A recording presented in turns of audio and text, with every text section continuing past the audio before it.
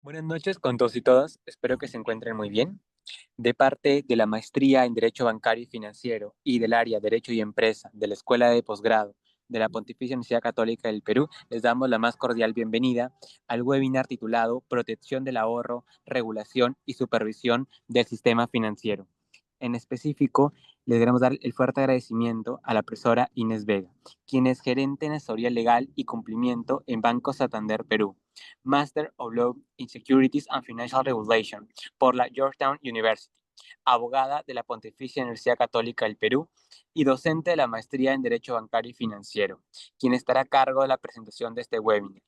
De parte de la maestría en Derecho Bancario y Financiero y del área de Derecho de Empresa, le damos el fuerte agradecimiento por darnos apoyo en esta ponencia, la cual creemos que será de muy vital importancia para ustedes. Cualquier consulta pueden hacerla por el chat y le doy la más grande agradecimiento a usted, doctor. Le doy el paso. Hola Guillermo, hola, buenas noches a todos. Es un gusto para mí estar con ustedes esta noche para compartir una pequeña clase modelo, eh, invitándolos pues a la maestría de Derecho Bancario y Financiero, que es una maestría que ya tiene bastantes años en el mercado. Ya tengo creo que 12 años dictando en esta maestría y que considero una maestría súper bacán porque nos otorga a nosotros que pensamos ejercer este derecho en el Perú, nos otorga una visión local, con la regulación local. Creo que ese es el gran valor agregado que tiene esta maestría con relación a otros programas muy bacanes que también existen en el extranjero, pero que no necesariamente van a tocar los puntos que nosotros vamos a realmente aplicar en nuestro trabajo del día a día. Entonces, bueno, ya como les digo, tengo bastantes años dictando en la maestría y para mí es un honor que me hayan pues convocado a compartir con ustedes esta clase hoy. Como decía Guillermo, yo en este momento me estoy desempeñando como gerente legal de Banco Santander Perú. Sin embargo, antes de llegar a Santander, pues tengo poco tiempo en Santander, he sido parte de la Superintendencia de Banca y Seguro por 15 años, un poco más de 15 años. Entonces, mi trabajo del día a día en los últimos años, más de una década, estaba justamente relacionado con la protección del ahorro, ¿no? Con la regulación y la supervisión del sistema financiero. Yo les comento que este es un tema que a mí me apasiona desde el inicio de mi carrera. Yo, en verdad, empecé a trabajar en derecho bancario desde que salí de la universidad, ya hace bastantes años, y creo que tiene que ver con algo, con una curiosidad mía, pero que una curiosidad que surgió del contexto en el que crecí. Yo crecí en los años 80, ¿no es cierto? Yo fui niña y luego, bueno, viví toda la crisis de los años 80 y también la bonanza que siguió con la modernización del Estado, ¿no? En las épocas del 80, la intermediación financiera, la labor del sistema financiero fue casi nula. Hubo un proceso que vamos a conocer un poquito más adelante de qué se trata, de desintermediación, por el cual los bancos no funcionaban como tales, nadie tenía capacidad de acceder al crédito, muy pocas personas tenían capacidad de acceso al crédito. Y en realidad el acceso al crédito y la posibilidad de nosotros confiar nuestros ahorros en el sistema financiero es clave para el bienestar de las personas. Entonces, es importante para la economía, por supuesto, pero sobre todo porque la economía es importante para el bienestar de las personas, de los hogares, de los proyectos personales, de los proyectos empresariales, de nosotros pequeñitos y de las grandes empresas, pero en realidad de todos. Que el sistema financiero funcione bien es algo básico para el bienestar y es por eso que a mí desde chica me importa. Cuando yo era chica, vivimos la inflación más grande de la historia, ¿no es cierto? La inflación en el primer gobierno de Alan García. Y yo siempre cuento como anécdota que cuando yo era chiquita, mis papás lograron obtener un préstamo del Banco Central de Reserva. Mi mamá era funcionaria del Banco Central de Reserva y obtuvieron un préstamo para construir nuestra casa, que es en la que he vivido hasta que me casé, ya hace 15 años. Entonces, en esa casa que construyeron mis papás en este periodo tan particular, mis papás accedieron a un crédito que no venía de un banco, que venía de un préstamo de, digamos, del empleador de mi mamá, que era el Banco Central de Reserva. Y ese mismo día que recibieron el préstamo, tuvieron que gastar toda la plata del préstamo para comprar materiales de construcción, cemento, arena, piedras, etcétera, para construir. ¿Y por qué era esto? Porque lo que iban a poder comprar con ese dinero ese día era mucho más de lo que hubieran podido comprar con ese dinero al día siguiente. Al día siguiente ese dinero valía nada. Entonces había que comprar tal cual en ese momento el, los materiales, ¿no? Este fenómeno de inflación tuvo un impacto enorme en el ahorro, porque si tú sabes que tu dinero no te va a alcanzar para nada al día siguiente o va a valer la mitad, tú vas a decidir gastar el dinero. ¿No? Si tú dices, hoy día con este dinero puedo comprar 20 panes y mañana voy a poder comprar dos, mejor compro los 20 panes hoy día y ya los como duros al día siguiente, pero por lo menos los tengo. No siento que desperdicie el valor del dinero. Entonces, el ahorro está muy asociado con la salud de la economía, muy asociado. Y el ahorro está, y a la vez la economía está muy asociada a qué tan sano y qué tan bien se comportan los bancos, las empresas financieras, todas las empresas que participan del sistema financiero haciendo intermediación financiera. Entonces, bueno, vamos a saltar esta diapositiva, no sé por qué no la puedo cambiar. La pequeña charla de hoy, que es una charla muy, muy introductoria, es para entender por qué se regula y se supervisa el sistema financiero. Y el sistema financiero, ¿por qué es tan importante para nosotros, para el Estado? La Constitución peruana señala con claridad que el Estado fomenta y garantiza el ahorro. Entonces, ya de por sí, la Constitución nos está diciendo que el ahorro de los peruanos es importante y que el Estado debe cuidarlo, debe fomentarlo. Y luego dice, ¿no es cierto? La ley establece obligaciones y límites a las empresas que reciben ahorros del público y los alcances de esta garantía y le da a la Superintendencia de Banca Seguras la capacidad, la atribución y la finalidad última de controlar estas empresas. ¿Por qué? Porque estas empresas van a recibir el ahorro. Y si queremos que el Estado cuide el ahorro, el Estado tiene que ver la manera en que las empresas del sistema financiero que reciben el ahorro que nosotros le confiamos, cómo trabajan con ese ahorro, cómo lo cuidan, cómo si bien hacen negocios de manera prudente, que aseguren que el ahorro que nosotros le damos siga ahí, ¿no? Que no siempre pasa, ¿no? En fenómenos de crisis como las que vivimos en el 2007 en el mundo, el ahorro de esas personas desaparece, ¿no? Cuando una empresa quiebra es que ese ahorro se ha perdido. Entonces es súper importante entender que el Estado debe preocuparse y la manera en que se preocupa por el ahorro es cuidando cómo los bancos y las empresas que reciben el ahorro operan con esa plata. Es así de sencillo. Entonces nosotros sabemos que los mercados financieros cumplen el rol de transferir, ¿no es cierto?, los dineros que tienen personas que cuentan con excedentes a propósitos más útiles de personas que necesitan esos excedentes para hacer proyectos. Los proyectos pueden ser muy diversos. Podemos, no sé, por ejemplo, una empresa que necesita, una empresa chiquita, un emprendimiento que necesita dinero para comprar hornos para subir su producción de panes, imaginémonos una panadería, pero también podemos hablar de necesidades de personas naturales, ¿no? Una persona necesita un crédito porque quiere acceder a unos estudios, ¿no es cierto? Y toma un préstamo estudiantil para poder justamente acceder a los estudios. Estos créditos que las empresas del sistema financiero otorgan, no lo otorgan con el dinero de sus accionistas, lo otorgan con el dinero que han captado de los depositantes. Entonces, los bancos, la diferencia de un mercado financiero de intermediación directa, donde el que le sobra el dinero y el que necesita el dinero se juntan, ya sea a través de un mercado de valores de manera directa, en el sistema financiero, al medio, entre la persona que necesita el dinero y la persona que le sobra el dinero, al medio se pone el banco. ¿Y este banco qué es lo que va a hacer? Este banco es el que va a recibir el dinero de todas las personas, de sus depositantes, y a su vez va a evaluar a quién le coloque el dinero, a quién le va a colocar el dinero en forma de préstamos, ¿no? En el mercado de intermediación de indirecta tenemos al sistema financiero, ¿no es cierto? Perdónenme.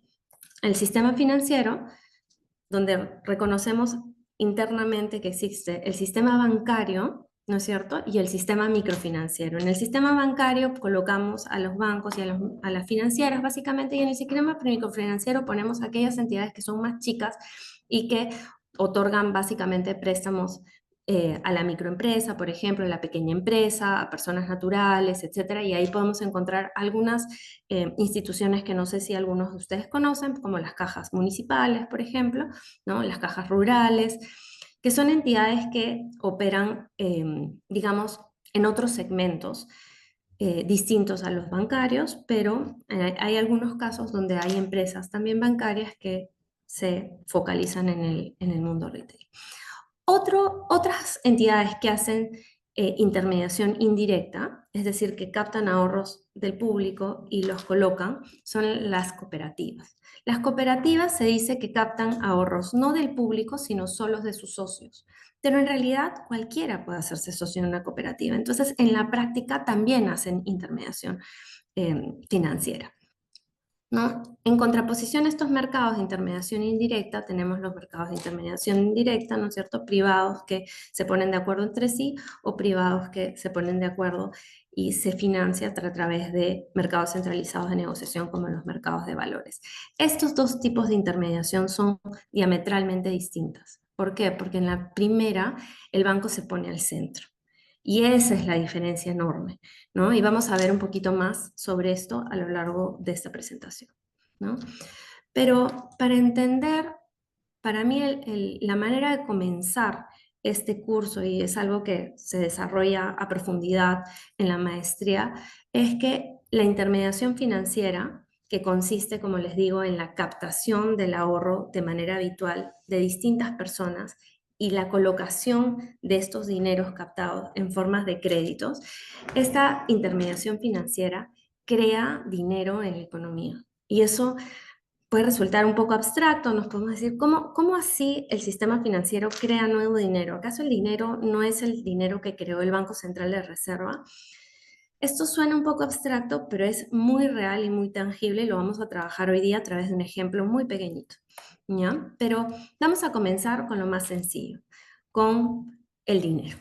¿Quién se acuerda qué es el dinero? Un recordaris de nuestras clases de economía en el colegio casi. ¿Quién me puede decir una función del dinero? ¿Quién se anima? Eduardo Díaz. Hola, ¿qué O- tal? Buenas Hola noches. Eduardo, ¿cómo estás? Por ejemplo, para mí el dinero es la representación de nuestro esfuerzo, Ujú. puesto en un papel o en un medio donde que uno pueda adquirir ciertos bienes o ciertas necesidades en ese momento. Eduardo ha dado en el clavo en varios puntos. Primero es que el dinero cuesta ganarlo, el dinero no crece en los árboles, el dinero no es que tú te lo encuentras, salvo que seas un delincuente, el dinero cuesta esfuerzo obtenerlo, o hayas nacido en una casa muy adinerada. En general el dinero es importante porque cuesta esfuerzo obtenerlo, y es por eso también que el Estado lo cuida, porque es algo que las personas dejan su esfuerzo para obtenerlo. Y luego ha dicho, es algo que me permite pagar, ¿no es cierto? Entonces es un medio de cambio. Yo con dinero adquiero bienes y servicios. Y eso es importantísimo. Otra cosa que ha dicho es, que creo que está ligada a este esfuerzo, es que en teoría en ese dinero se deposita un valor. Yo con ese dinero, cuando tengo un guardadito de dinero, ese dinero yo digo, ah, esto me puede servir para comprar tantas cosas, para un viaje, para mis estudios, para comprar un carro, para la cuota inicial de mi departamento. Entonces, deposita valor. Y finalmente también es una unidad de cuenta porque así como, por ejemplo, medimos el peso en kilos, ¿no? Medimos el valor de las cosas en dinero. Entonces el dinero cumple tres funciones. Es un medio de cambio, es una unidad de cuenta y es un depósito de valor. La función más importante o la única que le es, digamos, exclusiva es este tema, más que exclusiva, la que le da más fuerza es que nos permite comprar cosas. ¿Por qué digo esto? Porque, por ejemplo, la función de depósito de valor puede cambiar mucho dependiendo de si existe inflación. Si existe inflación, la función de depósito de valor se debilita, porque yo no puedo tener el dinero y saber que ese dinero está manteniendo el valor ahí. Esos ahorros empiezan a mermarse solamente por la inflación. Entonces, como comentaba hace un ratito, cuando hay inflación, lo que yo hago es gastar el dinero y convertir ese dinero en otra cosa, justamente para mantener su valor. Por ejemplo, ¿en qué puedo hacer? Compro oro, porque el oro no se está depreciando y el valor de una moneda sí se está depreciando. Entonces, el rol de depósito de valor puede ir cambiando por la inflación, por ejemplo, ¿no? Entonces, ese dinero que existe en la economía, en principio, ¿está creado por quién? Está creado por el Banco Central de Reserva. Nosotros sabemos que el Banco Central de Reserva tiene la función de cuidar el valor del dinero, justamente garantizar la estabilidad monetaria, y lo que hace es emite, tiene la función exclusiva, solo el Banco Central de Reserva puede crear dinero. Crea lo que se conoce como la emisión primaria de dinero. La emisión primaria es el dinero que el Banco Central ha creado y que va a salir a pasear en la economía, a ser utilizado por todos los que participamos del mercado. Y esa emisión primaria y los encajes que vamos a ver ahorita qué es, conforman la base monetaria. Esa es la base sobre la cual vamos a partir, ¿no? Entonces, imaginemos que un banco creó, estamos en un país nuevo y el banco creó $1.000.000. Ese es el dinero que ha creado el Banco Central y que está ahí. Y que si no existen los bancos, ese es el dinero con el que se va a operar y nada más. Sin embargo, el sistema financiero lo que hace es crear de manera secundaria dinero. En base a este dinero que ha creado el Banco Central de Reserva, el sistema financiero se dice que va a crear nuevo dinero. En realidad va a multiplicar el dinero y vamos a entender cómo. Porque la verdad es que yo recuerdo que cuando a mí me enseñaron esto en la universidad, yo decía, pero no entiendo de dónde sale. Entonces yo he llegado a la conclusión que la mejor manera de entender esto es a través de un ejemplo. Nos vamos, no es el fondo de pantalla, nos vamos a poner en la situación de que estamos en una isla, ¿no es cierto? De pronto todos estamos en Lost y nos quedamos en una isla y en esa isla vamos a crear nuestro país. Este es una isla desierta y creamos nuestro primer país y en el país participamos todos nosotros, somos todos nosotros partes del mercado, pero se crea el Banco Central de Reserva. Y el Banco Central de Reserva de nuestra isla emite una primera emisión de dinero. ¿Está bien? Entonces, nos vamos a poner en el supuesto de que el banco emite 10.000 soles. Imaginémonos. No vamos a decir que la moneda de nuestra isla le pusimos también soles. Entonces, el banco emite 10.000 soles.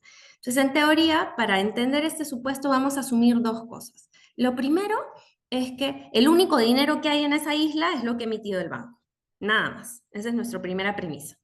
Lo segundo que vamos a tener como premisa es que las personas tienen cero preferencia por mantener el circulante en su bolsillo, o sea, por tener el dinero en su bolsillo. Entonces vamos a partir de la premisa de que todo lo que recibe alguien lo mete en un banco, lo mete en nuestro único banco de la isla, ¿no? En nuestro único banco comercial. Entonces tenemos el Banco Central y el banco de la isla. Entonces, la preferencia por el circulante es cero. Entonces, cada vez que yo recibo dinero, lo voy a depositar en el banco.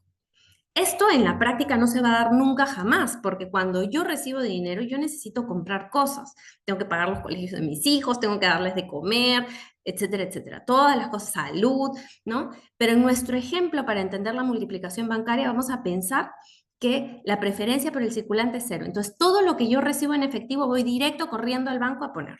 ¿Está bien? Y vamos a pensar que la tasa de encaje que establece nuestro Banco Central es el 10%. ¿Está bien? Entonces, ¿qué es el encaje? El encaje es una regla por el cual el Banco Central establece que cada vez que ingresa un dinero a una institución del sistema financiero, imaginémonos, yo hago un depósito de 100.000 soles, se encaja el 10%. Y ese 10% no se puede tocar, se queda ahí como parqueado. Se queda parqueado o en las bóvedas del banco o se queda parqueado en el Banco Central de Reserva, que es el que hace de banco de todos los bancos. Entonces, esa plata es intocable. Entonces, el encaje se queda ahí. Y se queda ahí por razones de política monetaria. Esa es la manera del Banco Central controlar cuánta plata, es una de las herramientas que tiene el Banco Central para controlar cuánta liquidez hay en una economía. Entonces, estamos en el ejemplo de que tenemos nuestra isla, ¿no es cierto? De que nosotros somos los únicos en la isla, tenemos cero preferencia por el circulante y el encaje es 10%. Entonces, imaginémonos, vamos a ver, voy a tener la lista acá de los que estamos acá. Imaginémonos que el primero que tiene los 10.000 soles es Manuel Muñoz. Manuel, ¿estás ahí? ¿Sí? Sí, ¿qué tal? Buenas noches. Hola Manuel, ¿cómo estás? Entonces, vamos a pensar que tú eres el primero que tiene 10.000 soles. Y hemos dicho que la preferencia por el circulante es cero, ¿no es cierto, Manuel? Entonces, ¿tú qué vas a hacer con esa plata? ¿Vas a ir corriendo a Eh, dónde? Al no banco. sé, comprar o depositar o... Pero si tú tienes, exacto, vas a ir corriendo a depositar. La idea es que tú no te quieres quedar con nada en la mano para ningún gasto, porque esa es la lógica simplemente del ejemplo. Eso, como les decía, nunca va a pasar, Manuel, porque tú vas a tener que hacer gastos, ¿no es cierto? Pero en este caso tú vas a ir corriendo al banco y vas a dejar los 10.000 soles que tienes, los vas a depositar. ¿Está bien? Hemos dicho que se encaja el 10%. Entonces, de esos 10.000 soles, el banco se va a quedar, está obligado a dejar 1.000 soles en su bóveda. ¿Está bien? Sí. Y ese dinero que ha recibido el banco lo va a utilizar para prestarlo. Porque como hemos dicho que la intermediación financiera es captar depósitos y colocarlos en la forma de préstamos. Entonces, si tú depositas, Manuel, 10.000 soles, 1.000 se quedan en la bóveda del banco y al banco le quedan 9.000 para gastar. ¿No es cierto? Ujú. Perfecto. Entonces, ahora, ¿qué va a suceder? Cuando yo te pregunte cuánta plata en el banco tienes, ¿tú qué me vas a decir? Has depositado todo lo que tenías. Entonces, ¿cuánta plata tienes en el banco? 10.000, 10. pues, ¿no? 10.000, exactamente.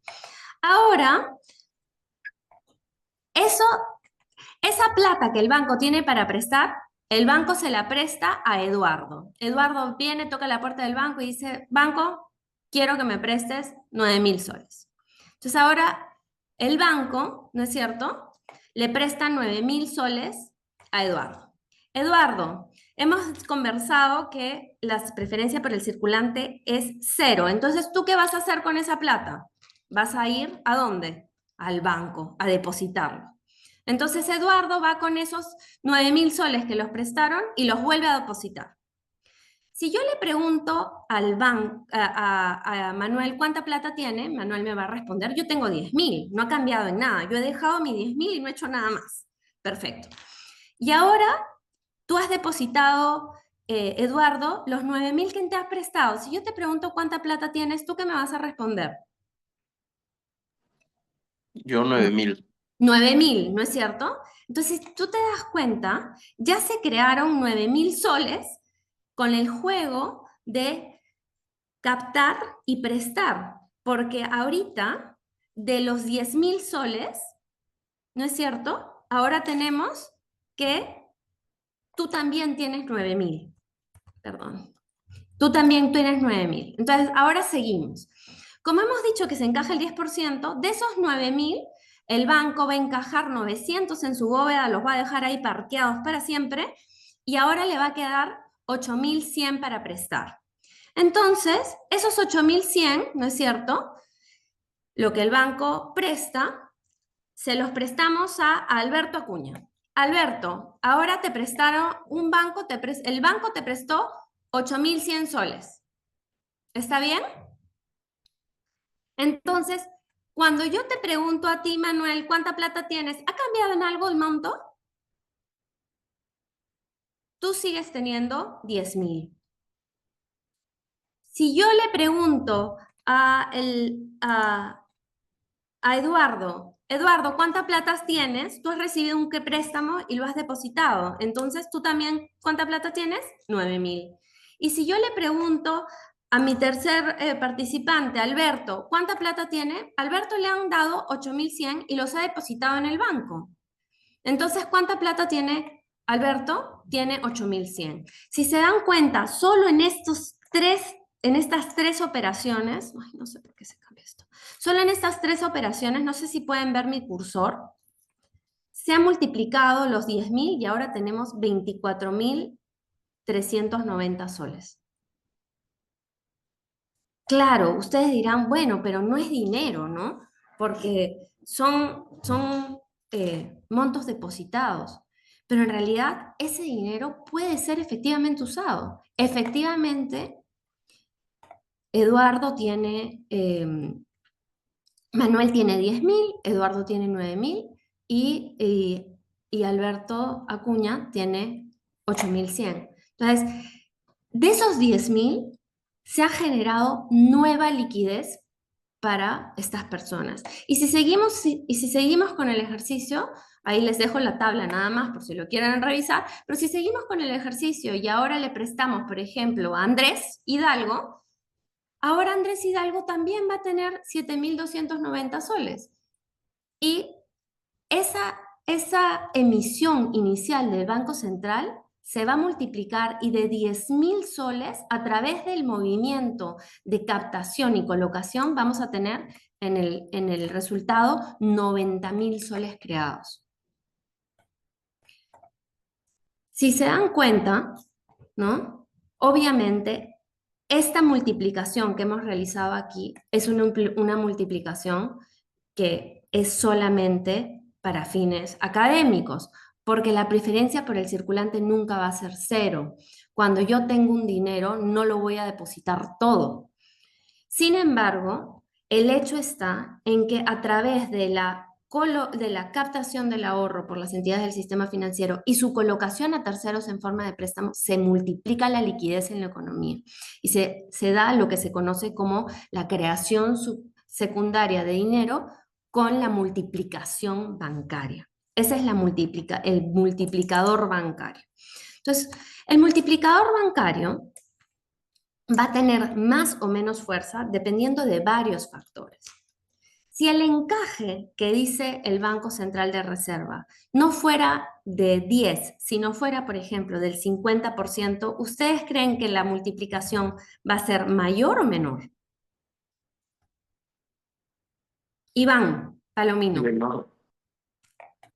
Menor, no sé quién lo dijo, pero efectivamente, si el encaje es más alto, la multiplicación del dinero en la economía es menor. Entonces, cuando el BCR ve que está subiendo la inflación y que por lo tanto es porque hay mucho dinero en la economía, una de las medidas que tiene directa para retirar dinero de la economía es subiendo el encaje. Porque eso reduce la fuerza multiplicadora del sistema financiero y por lo tanto reduce la liquidez en la economía y eso con el reduce la inflación. Otra variable que implica o que tiene efecto en cuánto multiplica el sistema financiero es el encaje voluntario. Así como hay un encaje obligatorio, las empresas del sistema financiero también pueden tener encajes voluntarios para tener mayores colchones. Entonces dije, voy a encajar más. ¿Eso depende del Banco Central de Reserva? No, depende de cada empresa del sistema financiero.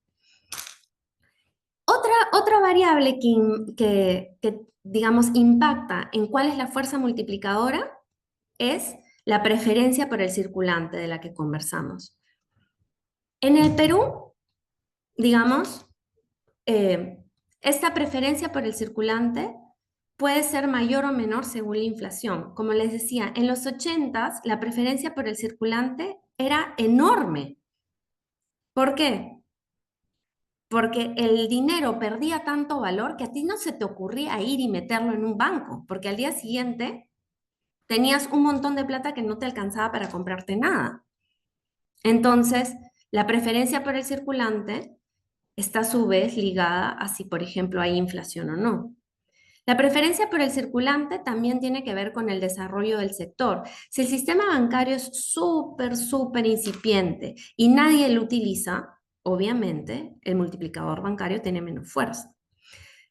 Otra es la confianza en el sistema. Entonces, si nuestro sistema bancario es un sistema robusto, sólido, donde las entidades no se caen todos los días, uno se siente más tranquilo de ir y poner su plata en un banco. Pero si, por ejemplo, nosotros nos enteráramos que todos los días roban, que que la plata en las cuentas desaparecen, que en tal banco yo puse 1 millón de soles y al día siguiente me dicen, no, nada que ver, yo no encuentro tu contrato, tráeme mi contrato. Si no hubiera confianza en el sistema financiero, el multiplicador bancario, obviamente, su fuerza se va a reducir un montón, ¿no? Y la informalidad también, porque si tu dinero no proviene de fuentes formales, vas a preferir no meter el dinero al sistema financiero, porque ¿quiénes pueden traquear esa información? SUNAT, por ejemplo, ¿no? Si tenemos miedo de que si hay mucha informalidad y tú no quieres, por ejemplo, cumplir con tus impuestos, esas personas informales prefieren no utilizar cuentas para no tributar de manera correcta, por ejemplo, ¿no? No sé si alguna vez han visto, pero hay personas que te dicen, no, no me pagues por transferencia, solo efectivo, ¿no? Entonces, todas esas cosas impactan en este tema del multiplicador bancario y la fuerza multiplicadora que tiene el multiplicador bancario del dinero en la economía. Entonces, ahí les pongo nada más el recordaris de qué es el encaje. Entonces, el encaje es reservas de dinero en cash, o sea, dinero, ¿no es cierto?, para fines de regulación monetaria. ¿Y por qué digo para fines de regulación monetaria? Porque, como les decía, con el encaje, el Banco Central de la Reserva tiene una herramienta directa para determinar cuánta liquidez hay en la economía. El BCR, por ejemplo, no tiene capacidad directa de afectar el encaje voluntario ni la preferencia por el circulante, aunque sí puede afectar la preferencia por el circulante de manera indirecta, porque si el Banco Central de Reserva tiene estabilidad económica, no hay mucha inflación, etcétera, obviamente la preferencia por el circulante se reduce y más personas estamos dispuestas a confiar nuestro dinero en el sistema financiero. El encaje se tiene en bóvedas o en depósitos en cuenta corriente en el Banco Central de la Reserva. Pero si ustedes se dan cuenta, la intermediación financiera implica un negocio que tiene una vulnerabilidad en el centro, tiene un riesgo en el centro. Y vamos a ver por qué. Imagínense ustedes, ¿no? Los bancos captan el dinero de todos nosotros. Todos los que estamos acá escuchando esta presentación, vamos a depositar nuestro dinero en el banco. Y la mayoría de nosotros, digamos que, no sé cuántos estamos acá, pero digamos que el 70% de los presentes en esta reunión, ¿ya? Tenemos depósitos a la vista. ¿Qué significa depósitos a la vista? Significa que yo lo voy a poder retirar ¿cuándo? Cuando yo quiera. Entonces, si yo deposito 1 millón de soles en la mañana y se me da la locura y a las 3 de la tarde lo quiero retirar, lo puedo retirar. Entonces, la obligación de los bancos frente a sus depositantes es del más corto plazo posible, que es cuando al depositante se le ocurra retirar, ¿no? Entonces, el banco se endeuda frente a sus depositantes de cortísimo plazo. Si todos los depositantes quieren su dinero, en teoría contractualmente, tiene que devolverlo en el minuto en que me presenten Si ustedes van al banco y le dicen, banco, ¿me puedes dar, no? Quiero retirar mi plata, no debería pasar nunca que un banco le dice, no, señor, usted no puede retirar. Porque nosotros de nuestros depósitos, a la vista tenemos el derecho a retirarnos el momento que quiera, el porcentaje que queramos. Todo. Sin embargo, los bancos, cuando captan el ahorro de las personas, no lo hacen para dejarlo en sus bóvedas. ¿Qué hacen con ese dinero captado?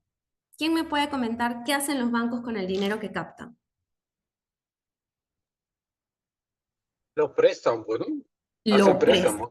Exactamente. ¿Y los préstamos a qué plazo se suelen dar, Manuel?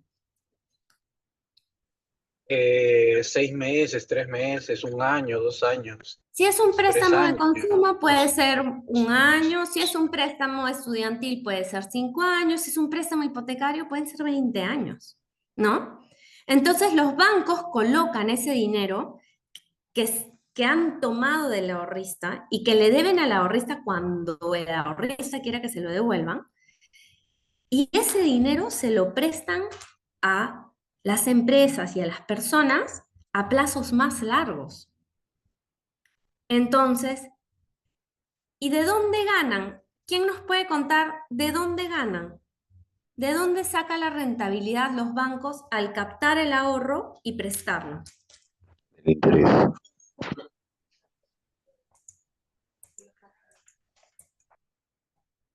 ¿Quién se anima? Del cobro de los intereses. Del cobro de los intereses y de la diferencia entre lo que yo voy a ganar por intereses, por haber prestado el dinero, de lo que yo pago a los depositantes por el dinero que me dan. ¿No es cierto? El spread bancario se llama eso. Entonces, ¿por qué digo que hay una vulnerabilidad inherente en el negocio de intermediación financiera? Porque los bancos se prestan a cortísimo plazo y se endeudan a cortísimo plazo y prestan a largo plazo.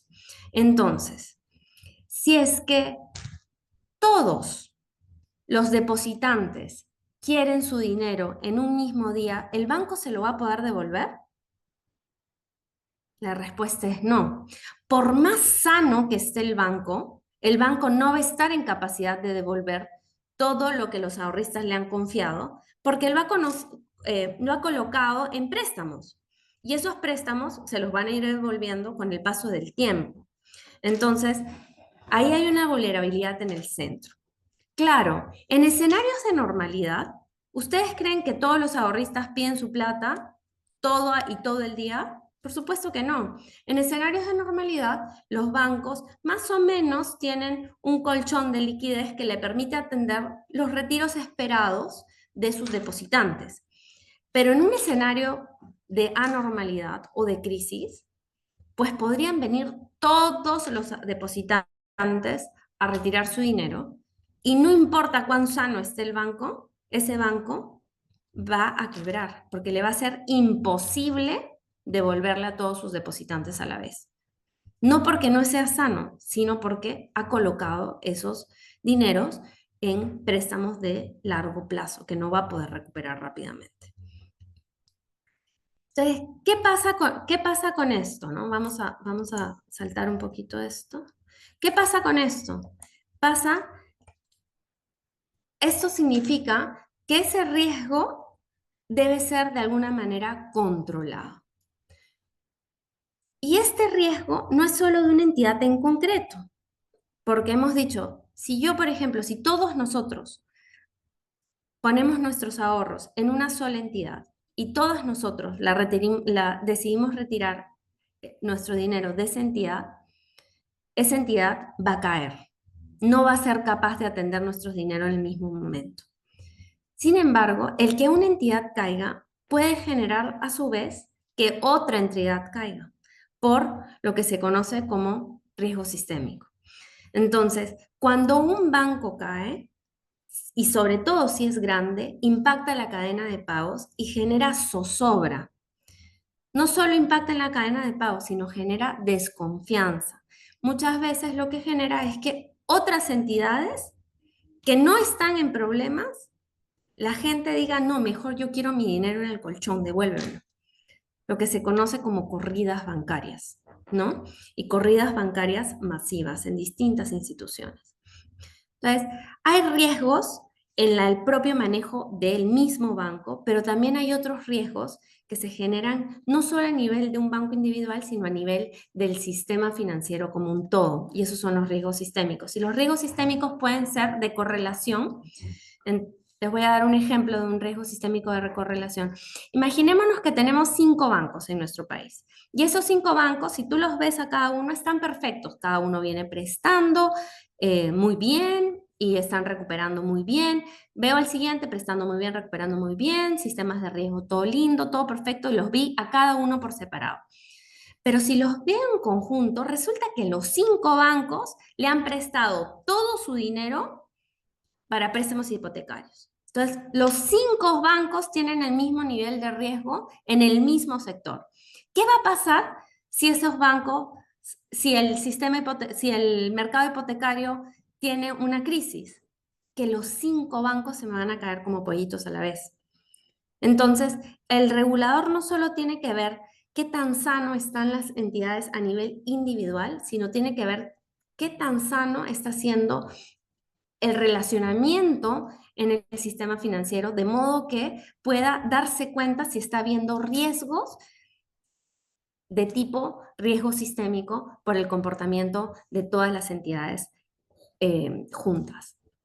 Otro ejemplo de riesgo sistémico es la conexión, como les decía. Los bancos tienen operaciones entre sí, entonces a veces la caída de un banco puede tener un impacto enorme en la caída de otro porque tienen operaciones conectadas, ¿no?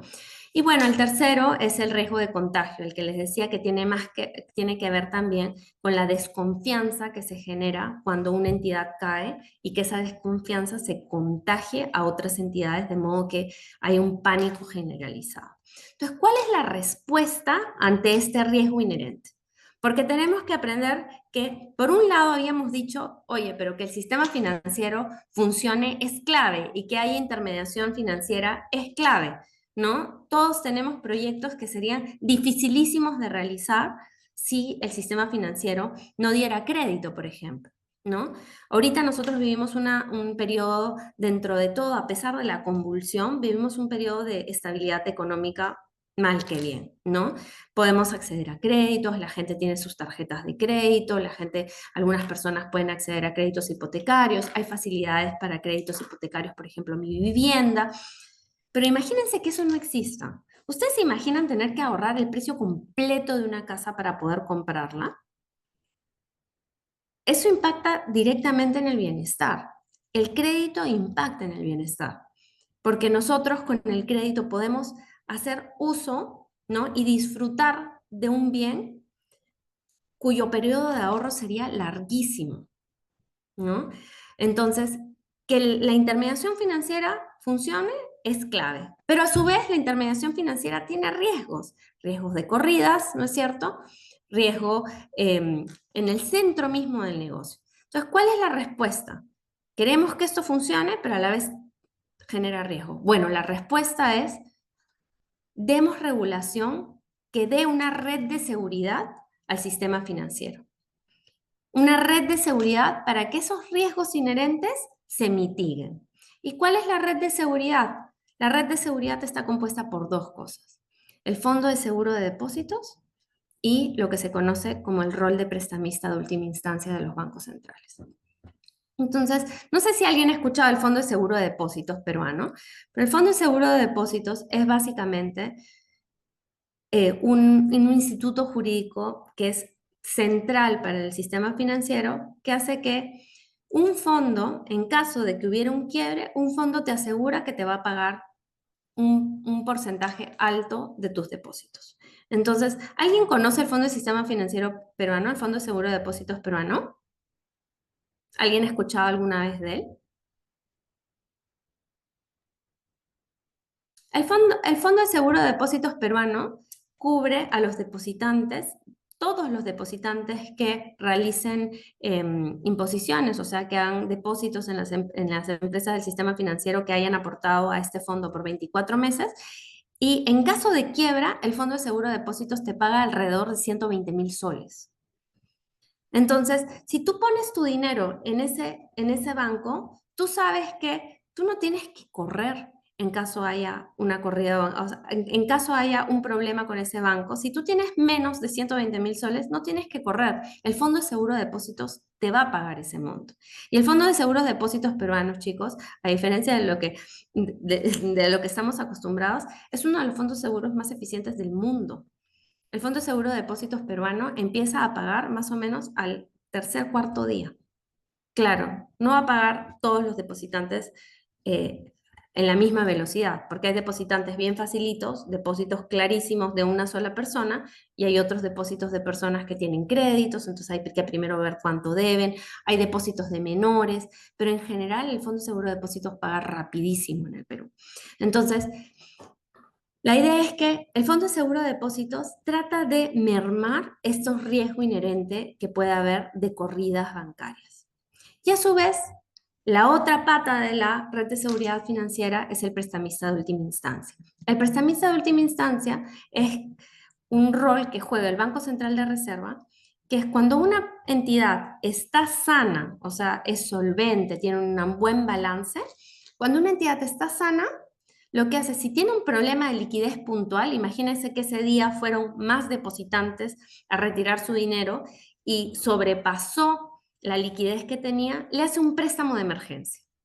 Entonces el Banco Central de Reserva le presta de emergencia el dinero y con ese préstamo atiende esta necesidad de liquidez puntual, ¿no es cierto? Y que es un préstamo que le da el fondo del Banco Central de Reserva de cortísimo plazo. Entonces, estas dos cosas permiten que los bancos puedan operar con menor riesgo a pesar del riesgo inherente que tienen. El fondo de seguro de depósitos y el rol de prestamista de última instancia del Banco Central. Sin embargo, como ustedes imaginarán, dirán, oye, pero nos debería preocupar algo más, ¿no? Si este negocio funciona así, y si es que tiene un riesgo inherente, y si es que opera con el ahorro, que sabemos que la Constitución dice que tiene que ser protegido, entonces, ¿qué más nos debe preocupar? Bueno, queremos una autoridad que regule, que establezca las reglas para que las empresas del sistema financiero no jueguen con el dinero de la gente, sino sean cautelosas con el dinero de la gente.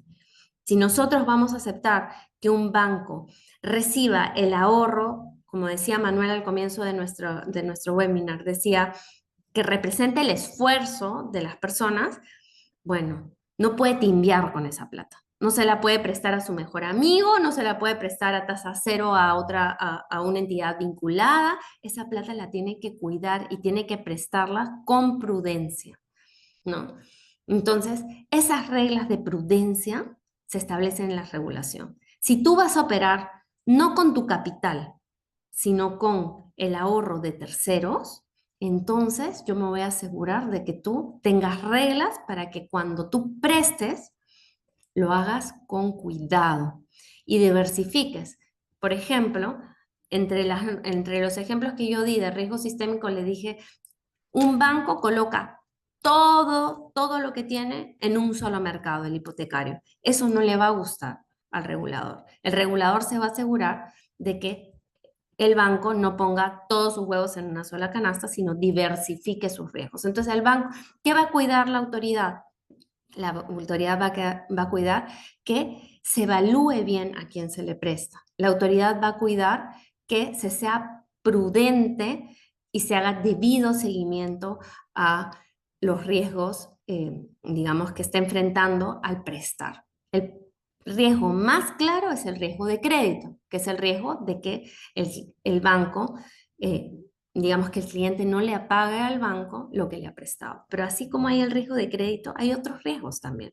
Riesgo de mercado, ¿no? Cambios de tasas, riesgo operacional, por ejemplo, ¿no? Alguien digitó mal y resulta que disparó $1.000.000 de más a un tercero, ¿no? Entonces, todos esos riesgos queremos que la regulación obligue a los bancos a que se gestionen de manera correcta, prudente. Y para eso se requiere que los riesgos se identifiquen claramente, ¿no es cierto? Se mitiguen en lo que corresponda, se les dé debido seguimiento, etc. Y claro, como ustedes saben, y más en un país como el nuestro, si nosotros ponemos normas y no hay ninguna autoridad que las supervise, ¿qué pasa con esas normas? No las cumple nadie. Lamentablemente, esa sensación de impunidad se da en todos los aspectos regulados. Si nadie tiene la autoridad y la responsabilidad de chequear que algo se cumpla, esas normas no se van a cumplir jamás. Entonces, la regulación no solo viene sola, sino viene acompañada de una autoridad que está obligada y tiene como función básica supervisar que esas normas se cumplan. Y si no se cumplen, sancione. Sin eso, la regulación queda en letra muerta. Entonces, conversamos sobre la red de seguridad financiera y en el Perú la red de seguridad financiera en lo que respecta a los fondos de seguro de depósitos tiene dos tipos de fondos de seguro de depósitos y esto sirve como cultura general financiera para todos. Por un lado está el fondo de seguro de depósitos del sistema financiero, que como les digo, cubre alrededor de 120.000 soles para todas las personas que confían sus ahorros en una entidad del sistema financiero y que va a pagar al depositante en caso la entidad quiebre. Y por otro lado está otro fondo que es diferente y con una cobertura mucho menor, que es el Fondo Seguro de Depósitos Cooperativo para la intermediación financiera que realizan las cooperativas de ahorro y créditos con sus socios. Las cooperativas de ahorro y crédito, chicos, no forman parte del sistema financiero, tienen un sistema particular, el sistema cooperativo, porque tiene principios particulares que las rigen, que se ven también en el curso, pero son dos fondos de seguro de depósitos diferentes y el Fondo de Seguro de Depósitos del sistema cooperativo tiene una cobertura mucho menor, de 10.000 soles para las cooperativas más grandes y de 5.000 soles para las cooperativas más chicas. Y usted dirá, pucha, pero qué injusto. ¿Por qué el Fondo de Seguro de Depósitos del sistema financiero cubre tanto y el Fondo de Seguro de Depósitos cubre tan poco? Y no tiene que ver con la injusticia, tiene que ver con el tamaño de los depósitos. En el sistema financiero los depósitos son mucho más altos. En cambio, en el sistema financiero, en el sistema cooperativo de ahorro y crédito, los depósitos suelen ser muy pequeñitos y con una cobertura de 5.000 soles en entidades, en cooperativas chiquitas, cubres más o menos alrededor del 90% de los depositantes, el 100% de su depósito. Entonces, cumple pues con darle la tranquilidad a la mayoría de depositantes.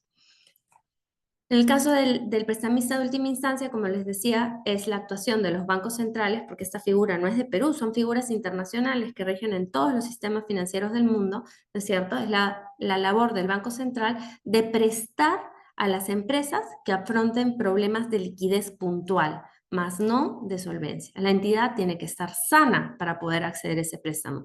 ¿Y por qué creen ustedes que la entidad debería estar sana para acceder a un préstamo de última instancia? Tiene que ver con una cosa sencilla, que es que el Banco Central de Reserva es un banco también. Entonces, si le prestara a una entidad que está con problemas de solvencia, el Banco Central de Reserva va a asumir también riesgo de crédito. Entonces, así como los bancos comunes, comerciales, gestionan sus riesgos, el Banco Central de Reserva también tiene riesgos que gestionar. Entonces, yo les comentaba sobre las autoridades. Perdónenme. Les comentaba como las autoridades. Entonces, la autoridad principal, en inglés le llaman el lead regulator, pero la autoridad principal del sistema financiero es la Superintendencia de Banca y Seguros. La Superintendencia de Banca y Seguros es la que va a dictar todas las normas que son súper amplias para asegurarse que las empresas del sistema financiero sean bien gestionadas, que sean prudentes con el ahorro del público y además que sean gestionadas por personas probas, que también es bien importante. El Banco Central de Reserva es una autoridad principal, no es una autoridad principal, sin embargo es una autoridad muy importante también, porque el Banco Central de Reserva, como hemos dicho, por un lado es el prestamista de última instancia, segundo, porque el Banco Central de Reserva tiene a su cargo la supervisión de los sistemas de pago, que son los sistemas por los cuales se transfieren los recursos, se canalizan los fondos en la práctica. Entonces, el Banco Central de Reserva, si el sistema de pagos no funciona bien, los bancos no pueden operar bien, y a su vez, si los bancos no operan bien, el sistema de pagos se ve afectado, ¿no? Y el sistema de pagos y que las cadenas de pagos se mantengan son claves también para la estabilidad. Entonces, el Banco Central de Reserva también es importantísimo para el sistema financiero. Y después tenemos dos autoridades que, si bien son importantes también, no tienen un rol tan protagónico, pero que por supuesto tienen un rol también, digamos, relevante, ¿no? Por un lado tenemos la Superintendencia de Mercado de Valores, cuando las empresas del sistema financiero, digamos, realizan emisiones y participan en el mercado de valores. Algunas de ellas, las más grandes, están obligadas a listar, entonces la SMB tiene ahí un rol.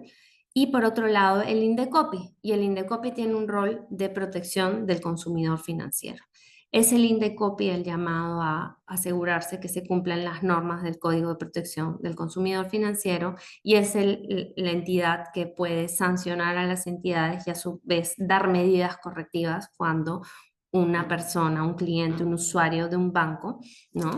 Se ve afectado por alguna falta de idoneidad, por ejemplo, en la entrega de un servicio por una entidad del sistema financiero. Entonces, estas son las entidades, estas son las autoridades que rigen el sistema financiero. Si nosotros vamos a la maestría, como les decía, lo que tiene de bacán es que va a entrar a fondo en la regulación prudencial. Entonces, si ustedes trabajan en bancos, trabajan en financieras, trabajan en cajas rurales, trabajan en cooperativas incluso, o quieren meterse en el mundo del sistema financiero, en este nicho, en la maestría vamos a entrar a detalle todas las normas que la superintendencia dicta, no todas porque en realidad son muchísimas, pero las más importantes, los conceptos centrales de las normas que rigen a estas empresas para que hagan las cosas bien. Porque como les decía, imaginémonos que nosotros comenzamos un negocio. Si nosotros comenzamos un negocio, estamos nuevecitos, nadie nos va a prestar plata para hacer ese negocio. Nosotros vamos a hacer el negocio y asumir los riesgos, probablemente con plata propia que ahorramos para comenzar el negocio o alguna plata que nos prestó pues nuestra mamá, alguien que confía demasiado en nosotros, nuestra mamá que cree en nosotros, nuestro papá, siempre los papás y las mamás, sobre todo, cómo creemos en los hijos. Entonces, normalmente el riesgo se va a asumir con, digamos, el pellejo de la persona que está comenzando su emprendimiento. En cambio, en el sistema financiero, lo que las empresas del sistema financiero ponen en juego no es mucho su capital, es el ahorro. Entonces, por eso es que es tan importante la regulación para asegurarnos que ese ahorro funcione bien. Entonces, ¿cuáles son los tipos de regulación que vamos a entrar a ver a detalle en la maestría? Vamos a ver básicamente dos tipos de regulaciones y la categorización también es con fines académicos porque ustedes saben que al final distintos autores pueden verla de manera diferente. Pero la regulación, por un lado, es la regulación prudencial y por otro lado es la regulación proteccionista o centrada en la situación del ahorrista o de la protección del ahorro más directamente. En la parte prudencial tenemos primero algo que yo creo que es central, chicos. ¿Quiénes pueden ser bancos, financieras? ¿Quiénes pueden tener esa confianza para recibir depósitos? No cualquiera. Entonces, la primera puerta de entrada para el sistema financiero en términos de regulación son las normas de ingreso al mercado. No cualquiera puede constituir un banco, no cualquiera puede tener una financiera. Si vas a recibir el ahorro de público y vas a negociar, digamos, vas a hacer negocios, vas a rentabilizar con el ahorro de otros, no con tu propio pellejo, entonces yo quiero ver quién eres. Y en el ingreso al mercado se evalúa la idoneidad moral, o sea, quienes están constituyendo el banco tienen que ser personas probas. Quienes los constituyen, es decir, quienes ponen la plata y también quienes la gestionan. Los directores, los gerentes, los principales funcionarios tienen que ser personas intachables. Y eso es algo que se evalúa. No es que se queda no es que parece, no queremos que nadie sucio entre. Se evalúa realmente. La superintendencia hace un análisis exhaustivo para ver quiénes son los que están constituyendo ese banco. Entonces ve, por un lado, la idoneidad, digamos, la fortaleza patrimonial, ¿no? Que los que pongan un banco tengan fortaleza patrimonial para sacarlo adelante. Porque si entra y quiebra en un año, eso desestabiliza el sistema. Entonces yo tengo que asegurarme que quien va a entrar tenga accionistas que tengan fuerza financiera para mantenerlo a flote. Segundo, voy a analizar la idoneidad moral de los accionistas y de todas las personas que van a gestionar. Entonces hay regulaciones importantísimas sobre cómo evalúa la superintendencia que alguien es probo, ¿no? Que alguien es moralmente, cumple los requisitos de idoneidad moral. Y tercero, que los que gestionan la entidad cumplan con criterios de idoneidad técnica. ¿Qué es la idoneidad técnica? Es que si vas a tú manejar los dineros de terceros, tienes que tener gente preparada. No puede ser gerente general de un banco alguien que no tiene estudios que de alguna manera respalden tu capacidad, por ejemplo, de operar con recursos, ¿no? Entonces, ahí es donde se analiza qué formación tienen las personas y como les digo, yo creo que las personas que son ajenas a la regulación del sistema financiero no se imaginan el nivel al que entra el Estado para revisar que las personas que gerencian nuestras entidades del sistema financiero son personas competentes para eso, ¿no? Se revisan los CVs, se revisan los sustentos de los CVs, se revisa su situación patrimonial, si es que están endeudados, si no están endeudados, si pagan, si no pagan, si tienen antecedentes penales, policiales, etcétera. Así se revisa a la gente que gestiona y que es dueña de nuestras entidades del sistema financiero. Pero como les digo, la primera regulación central es la regulación de ingreso al mercado, porque yo no debo abrir la puerta a una entidad del sistema financiero si es que, por ejemplo, está siendo creada con dineros que provienen del narcotráfico. Yo tengo que estar segura de dónde viene la fortaleza patrimonial. Si yo no estoy seguro, se les dice que no. Y yo en mi época en la superintendencia he visto varios licenciamientos y realmente el análisis es exhaustivo. Lo segundo es el propietario significativo y el beneficiario final, y que va en línea con eso. No solo analizamos cuando ingresas al mercado quién es tu dueño, sino vamos a analizar siempre desde el Estado va a analizar siempre quién es el dueño, quién está detrás, porque ustedes saben que las empresas se pueden vender, ¿no es cierto? Los accionistas pueden cambiar. Entonces, vamos a estar analizando esa idoneidad y quiénes están detrás de manera permanente. Para eso hay requisitos de autorización, por ejemplo, de nuevos accionistas cuando tienen un porcentaje que ya es importante, ¿no? Ver quiénes están detrás del accionista, porque el accionista puede ser un cascarón y detrás estar, no sé, pues, o sea, pues un narcotraficante, yo qué sé, un minero ilegal que tiene muchísimo dinero y que, claro, está detrás. Tenemos que llegar a ver quién es el beneficiario final, quién está detrás realmente de esta entidad.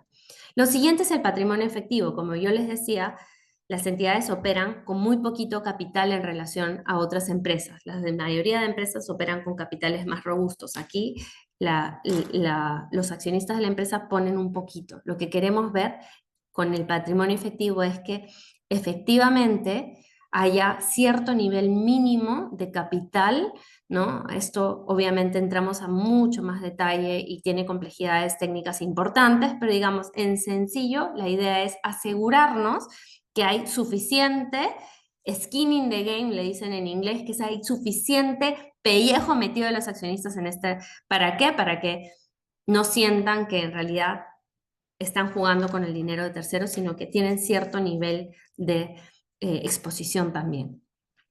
Los límites y prohibiciones que tienen que ver con lo que conversábamos sobre la diversificación. Yo no voy a permitir que tú pongas todo lo que te ha confiado los ahorristas en un solo mercado. Yo no voy a permitir que pongas todo lo que te han confiado los ahorristas en un solo grupo económico. Yo no voy a permitir que tú le prestes, por ejemplo, todo lo que tienes para intermediar con tus vinculadas. Yo voy a asegurarme que tú, estableciendo límites, yo voy a asegurarme que tú tienes un portafolio diversificado de modo que se gestione el riesgo, de que el riesgo no se concentre. También voy a establecer prohibiciones. Hay cosas que no se van a poder hacer nunca. Financiar, por ejemplo, actividades políticas, prohibido. Por ejemplo, otorgar garantías de manera indeterminada, prohibido. Lo que yo quiero es que la entidad, por un lado, esté gestionada debidamente y por otro lado, tenga capacidad de poder poner en números todo su verdadero riesgo. Entonces va a haber prohibiciones referidas también a eso, a poder tener claridad de cuál es el nivel de exposición del banco.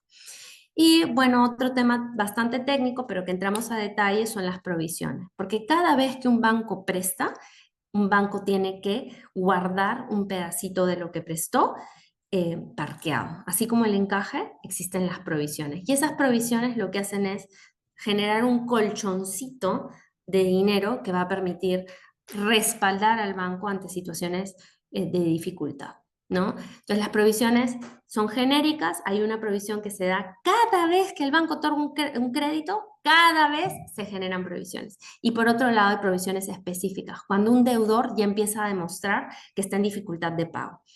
Entonces le dice, perfecto, tu deudor empieza a incumplir en los pagos, separa más plata.